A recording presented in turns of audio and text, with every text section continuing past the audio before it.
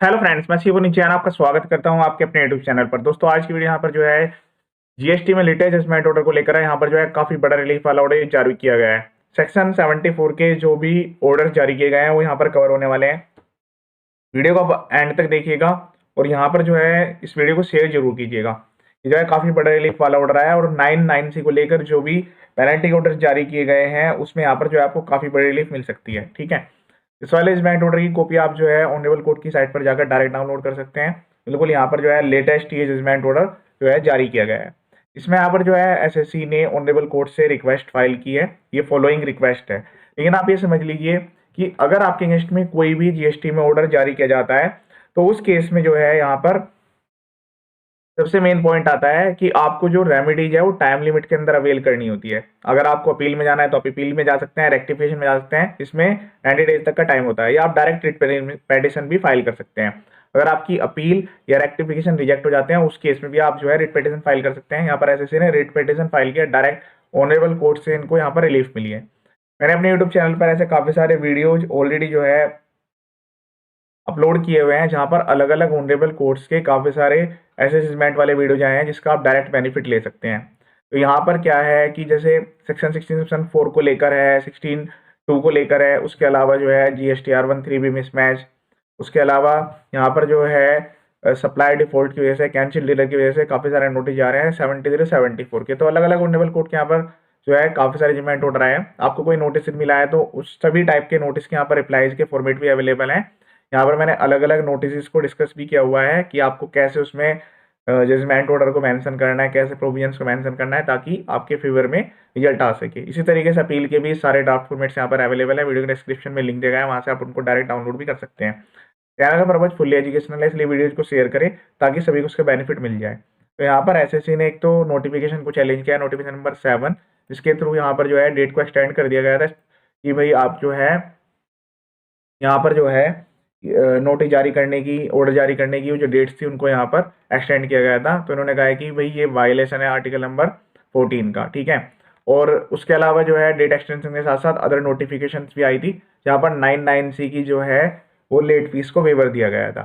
तो उन्होंने कहा कि सर ठीक है, 9(9)C के लिए वेवर यहाँ पर प्रोवाइड किया गया था, लेकिन जो जीएसटी की रिटर्न हैं अब यहाँ पर देखिएगा ध्यान से, वो एसएससी ने पहले ही फाइल कर दी थी। इन्होंने कहा कि ये वायलेशन है आर्टिकल नंबर 14 का। जो एसएससी है जिसने 9(9)C जो है इस डिले से पहले फाइल कर दी थी, वो कह रहे हैं कि इसमें लिखा गया था कि 1 अप्रैल 2023 से लेकर 31 अगस्त 2023 के बीच में जो पर्सन फाइल करेगा उसको बेनिफिट मिलेगा। ठीक है, तो अब जिसने इससे पहले कर दी तो वो भी तो इसका बेनिफिट ले सकते हैं। तो इसी तरीके की यहाँ पर नोटिफिकेशन नंबर डेट एक्सटेंड वाली जो आई थी 9 भी थी, 8 भी थी, काफी सारी 7 8 9 एमनेस्टी स्कीम की रिगार्डिंग काफी सारे नोटिफिकेशन आई थी। 73 की डेट्स को भी एक्सटेंड किया गया था, वो भी यहाँ पर चैलेंजेबल है। तो अलग अलग ऑनेबल कोर्ट्स में चैलेंज है। यहाँ पर 7 को चैलेंज किया गया है जिसमें 9(9)C का पॉइंट यहाँ पर रेज किया गया है। फिर please to issue a writ, उन्होंने कहा कि सर आप ये जो है रिट पिटिशन को एक्सेप्ट करते हुए यहाँ पर जो है इनको डायरेक्शन दीजिए रजिस्ट्री डिपार्टमेंट को, जो भी वहाँ पर ऑथराइज पर्सन है, कि वो विड्रॉ करे, कैंसिल करे जो भी उन्होंने ऑर्डर पास किया है, ऑर्डर जारी किया है डिपार्टमेंट ने। 74 में लेट फीस लगा दी है यहाँ पर 12,71,754। अब देखिए आप यहाँ पर कितनी अनजस्टिफाइबल वाली बात है कि इतनी हैवी यहाँ पर अमाउंट की लेट फीस लगा दी गई है। जो पैटिशनर है वो यहाँ पर बिजनेस करते हैं, सेल्स करते हैं, मेडिसिन का जीएसटी में रजिस्टर्ड है। जो ड्यू डेट है यहाँ पर जीएसटीआर 9(9)C रिकंसिलेशन की वो ये फिक्स थी, लेकिन जो पैटिशनर है वो इसको फाइल नहीं कर पाए टाइमली। ठीक है, उनको फाइनेंशियल प्रॉब्लम थी, इनस्टेबिलिटी थी, तो इसलिए उन्होंने जो है यहाँ पर फाइल किया है 2023 में 13 मार्च 2023, जबकि इसकी ड्यू डेट थी 7 फरवरी 2020, एक्सटेंड हुई थी इस साल भी। सीबीआईसी इशूड द नोटिफिकेशन के बाद जो है नोटिफिकेशन नंबर 7 यहाँ पर जारी की गई, जिसमें यहाँ पर 20,000 रुपये की लेट फीस का, 20,000 से ज़्यादा की जो लेट फीस है उसका वेवर दिया गया है। इसमें 10,000 रुपये CGST और 10,000 रुपये SGST है, टोटल 20,000 है। Petitioner was issued show cause notice, petition के पास जो है 22 अगस्त 2022 को डिपार्टमेंट की तरफ से ये जारी किया गया है कि आप जो है इस नोटिफिकेशन के लिए एलिजिबल नहीं है क्योंकि आपने तो पहले ही फाइल कर दी। As the same provide the benefit, वो कह रहे हैं जीएसटी में जो 9(9)C का जो वेवर है वो उन्हीं पर्सन को मिलेगा जो कि इस पीरियड के बीच में फाइल करने वाले हैं। बताइए, ये तो इससे बाद का पीरियड है, कोई ऐसे से पहले फाइल कर रहा है उसको बेनिफिट नहीं दिया जाए, ये तो अनजस्ट वाली बात हो गई। एंड द रेस्पोंडेंट प्रपोज, इसलिए रेस्पोंडेंट ने यहाँ पर जो है लेट फीस लगा दी। ₹12,71,754 की। Petitioner submitted reply off notice, petition में जो है वाली जो नोटिस था उसका रिप्लाई सबमिट किया। उन्होंने कहा कि सर आप इसको कंसिडर करते हुए वेव कर दीजिए, लेकिन जो डिपार्टमेंट है उन्होंने डिनाई कर दिया। However the respondent denied the benefit to the petitioner, confirm the liability of late fees. उन्होंने जो है लायबिलिटी को कंफर्म कर दिया डिपार्टमेंट की तरफ से। On the petitioner as he can not go beyond the notification, वो कह रहे हैं कि जी आपके ये जो नोटिफिकेशन है इसकी एलिजिबिलिटी नहीं बनती है, क्योंकि आपको बेनिफिट प्रोवाइड कर सके ये केवल उन्हीं पर्सन के लिए 996 जो कि इस पीरियड के बीच में फाइल करेंगे। ठीक है, file the return from this to, ये 31 अगस्त है, यहाँ पर ये डेट गलत लिखी हुई है। It would B notice that ये जो फोरसेट प्लीडिंग्स है इसमें नोटिफिकेशन नंबर 7 का यहाँ पर जिक्र किया गया है, जिसमें ये नोटिफिकेशन का रेफरेंस भी यहाँ पर दिया गया है कि गवर्नमेंट ने अपनी पावर के यूज करते हुए सेक्शन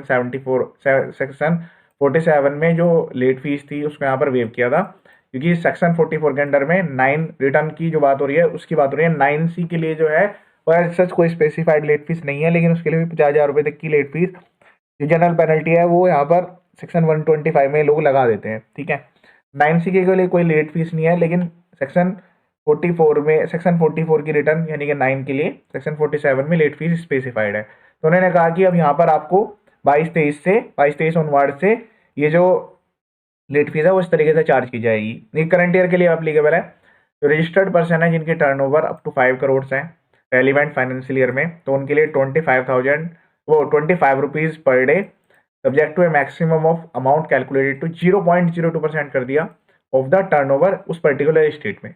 इसमें से यहाँ पर जो है मैक्सिमम अमाउंट इसको कैपिंग कर दी है। ठीक है, 25 रुपीज़ पर डे के हिसाब से चलेगी और मैक्सिमम इतना ही जा सकती है बस, इनकी टर्नओवर 5 करोड़ तक की है। फिर दूसरी कैटेगरी इन्होंने रखी कि जिनकी टर्नओवर जो है 5 करोड़ से 20 करोड़ रुपीज़ तक के बीच की है, तो उनके लिए 50 रुपीज़ पर डे। एक चीज़ ध्यान रखिए, ये 25 यहाँ पर CGST लिखा गया है साथ में GST, यानी कि ये 50 रुपये है और यहाँ पर ये 100 रुपये है।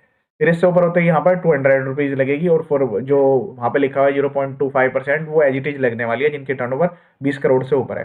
तो इस केस में 5 से 20 वालों के बीच की, मतलब 5 करोड़ से 20 करोड़ के टर्नओवर वालों की जो लेट फीस है वो 50 रुपीज़ CGST, 50 SGST यानी 100 रुपीज़ पर डे, और 0.02% ऑफ जो स्टेट में जो भी टर्नओवर है उनकी उसका 0.02%, इतनी मैक्सिमम नहीं लग सकती है। ठीक है, इसके बाद इन्होंने जो है ये लेट फीस का वेवर किया था 17, 18, 18, 19, 19, 20, 20, 21, 21, 22 के लिए, कि अगर कोई पर्सन यहाँ से लेकर 1 अप्रैल से लेकर 30 जून तक इसको फाइल कर देगा तो जो ये टोटल अमाउंट की लेट फीस है वो यहाँ पर वेव कर दी जाएगी in excess of 10,000 CGST, 10,000 SGST, यानी कि 20,000 तक की लेट फीस मैक्सिमम लग सकती है। फिर यहाँ पर जो है ऑनरेबल केरला हाईकोर्ट का एक डिसाइडेड केस लो है जजमेंट ऑर्डर है, उसको यहाँ पर मेंशन किया गया है।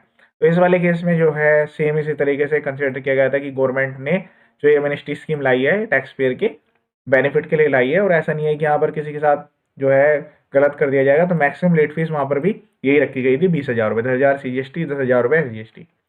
तो यहाँ पर जो डिपार्टमेंट की तरफ से लंड काउंसिल है उन्होंने कहा, उन्होंने इसको अपोज किया। उन्होंने कहा कि सर ये एमनेस्टी स्कीम जो है इसमें जो डेट लिखी गई है, जो पर्सन रिटर्न फाइल नहीं कर पाए हैं इस पीरियड के लिए जो कि ऊपर ईयर्स दिए गए हैं, केवल उस स्टिपुलेटेड टाइम के अंदर में अगर वो फाइल करते हैं तब बेनिफिट मिलेगा, अदरवाइज उनको बेनिफिट नहीं दिया जाएगा। उन्होंने अपनी तरफ से क्रॉस ऑब्जेक्शन सबमिट किए। इट इज एविडेंट दैट, अब यहाँ पर फाइनल ऑर्डर देखिएगा कि यहाँ पर जो गवर्नमेंट की इंटेंशन है वो हैरेसमेंट करने की नहीं SSC को, who come forward to file the return, जो अपने रिटर्न फाइल करना चाहते हैं।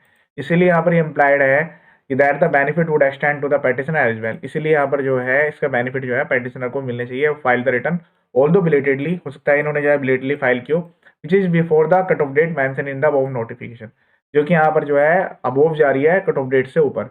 It would be unjust to deny the benefit, ये जो है इनके साथ अनजस्ट होगा अगर इनको जो है बेनिफिट डिनाई कर दिया जाएगा केवल इस बेस पे कि जो पेटिशनर है उन्होंने अपने रिटर्न को फाइल कर दिया है इस एमनेस्टी स्कीम जारी होने से पहले। 31 मार्च को एमनेस्टी स्कीम आई थी कि भाई यहाँ पर इनको जो है 1/4/23 से लेकर 30 जून के बीच में रिटर्न फाइल करनी थी। तो गवर्नमेंट की इंटेंशन है इस नोटिफिकेशन को लाने की वो ये है कि एनकरेज करे जो SSC हैं ताकि वो इसका बेनिफिट ले सके। इस सर्कमस्टांसेस को ध्यान में रखते हुए जो इम्पंज ऑर्डर डिपार्टमेंट के द्वारा जारी किया गया है 74 के अंडर में 12 लाख प्लस अमाउंट का, उसको यहाँ पर जो है सेट असाइड कर दिया गया है। उसके बाद इस केस को रेमिट बैक किया गया है इस डायरेक्शन के साथ। देखिए यहाँ पर डायरेक्शन इंपॉर्टेंट है कि इनको जो है बेनिफिट मिलेगा, तो यानी कि मैक्सिमम पेनल्टी 20,000 रुपये तक ही लगाई जाएगी, जो कि 31 मार्च को नोटिफिकेशन नंबर 7 आई थी। In accordance with law as expeditiously as possible, जितना जल्दी हो सके। तो आप देख रहे होंगे 12,71,000 अप्रोक्सीमेटली जो डिमांड है वो यहाँ पर वो ऐस कर दी गई, या मैक्सिमम पेनल्टी यहाँ पर 20,000 रुपये की लेगी। तो ऐसे ने यहाँ पर फाइट किया, उनके फेवर में एक केस आया है। इसे आप जो है पॉइंट्स नोट कर लीजिए कि अगर जो है आपके साथ अनजस्ट हो रहा है, आपके साथ गलत हो रहा है, तो आप भी यहाँ पर रिट पिटिशन में जा सकते हैं। आपको रिट पिटिशन में डायरेक्ट बेनिफिट मिल जाता है, ठीक है। किसी भी नोटिफिकेशन का रेफरेंस देते हुए, प्रोविजन का रेफरेंस देते हुए, ऑलरेडी डिसाइडेड केस लो अगर अदर ऑनरेबल कोर्ट्स के, तो वो भी एक्सेप्टेबल होते हैं। तो ये काफी बड़ा रिलीफ वाला ऑर्डर है। 99C के लिए लैंडमार्क जजमेंट बनेगा ये, क्योंकि 99C के लिए इस टाइप के जो है ऑर्डर्स काफी कम आए हुए हैं। जहां पर ये नोटिफिकेशन की बात हो रही है कि भाई नोटिफिकेशन से पहले आपने फाइल कर दी, क्योंकि बेसिकली यहाँ पर इंटेंशन भी देखी जाएगी। वो किसी भी केस में हो, GSTR 3B 2B mismatch, ITC के डिफरेंस, कैसे भी डिफरेंस हो सकते हैं, उन सब में यहाँ पर इंटेंशन भी इन्वॉल्व रहती है कि अगर आपने गुड फेथ में एक्टिविटी की है तो आपको उसमें कोई भी टेंशन लेने वाली रिक्वायरमेंट नहीं है। तो ये था लेटेस्ट इसमें, इसके अलावा बाकी सारे वीडियोज भी आप एक बार देख लीजिएगा। चैनल पर फुल एजुकेशनल है ये वीडियो।